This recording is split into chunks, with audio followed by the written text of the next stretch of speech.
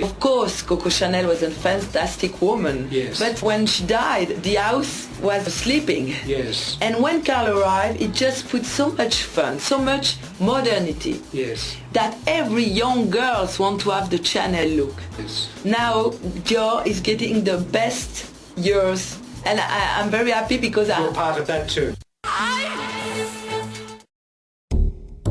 When I was 4, I was obsessed by jewelry. My grandmother was always wearing clothes with fine jewelry and precious stones, and for me it was like a dream. So I was completely, inspired by her, and I grew up with the image of my grandmother with all the jewelry, and she changed twice a day, or jewelry for the night, jewelry for the day, with different clothes, different colors too. She put emerald when she was in green, or turquoise when she was in blue. It was, for a little girl, really fantastic.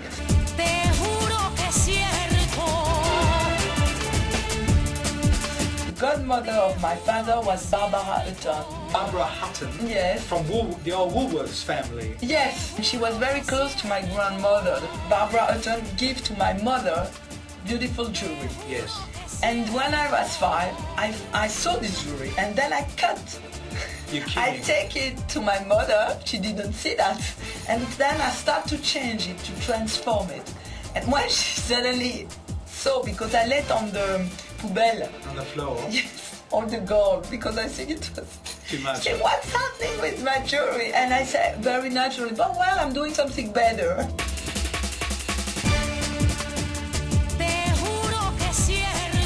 I grew up in this world, and then when I was 18, I started to work at Chanel with Karl Lagerfeld. I had an uncle called Gilles Dufault, who was an assistant of Karl. He was working for Karl, but in other houses, not for Chanel. When Karl saw me, he was amused by my looks, and he said to me, why don't you come and stay with us at the studio of Chanel? And so I was very excited, and I said yes. And he said to me, well, Victoire, you love jewelry, so take care of the jewelry. Yes. And then I start to create all the customer jewelry for Chanel since 40 years. So this was the costume jewelry? Exactly. For 14 years? Exactly.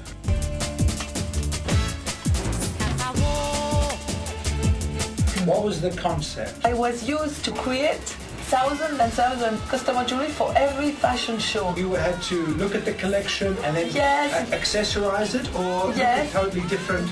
Both. Yes. I just imagine some theme. Yes. Before that Karl made the drawing. And then when I saw the dresses, I said, oh yes, this can be good. I have to create jewelry like this. So it was both.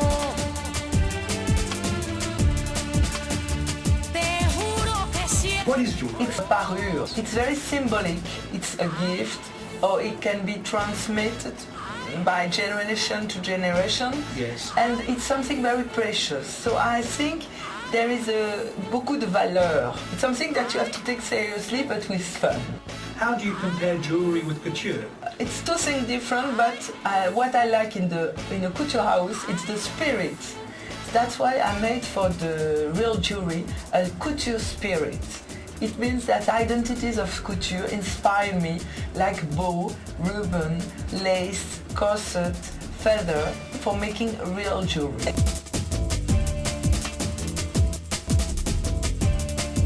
So 14 years, every new collection had to be better than the last collection. Exactly. How did you deal with that? How did I'm doing this like here, every collection. I don't know if every collection has to be better. I think I have to like what I do, and then it's okay.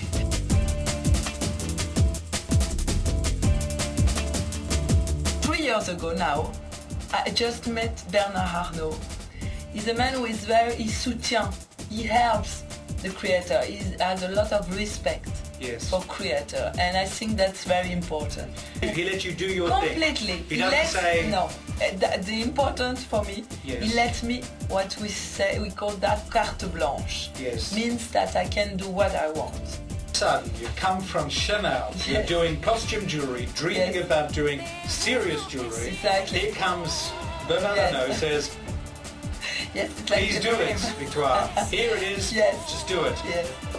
What did you think to do first? What was the strategy? I start with the spirit of couture. Yes. Because for me it was very important to make the identity of Dior, and also because I think that jewelry was missing sensuality and feminine spirit in real jewelry. It was Yes. something more, without a real spirit.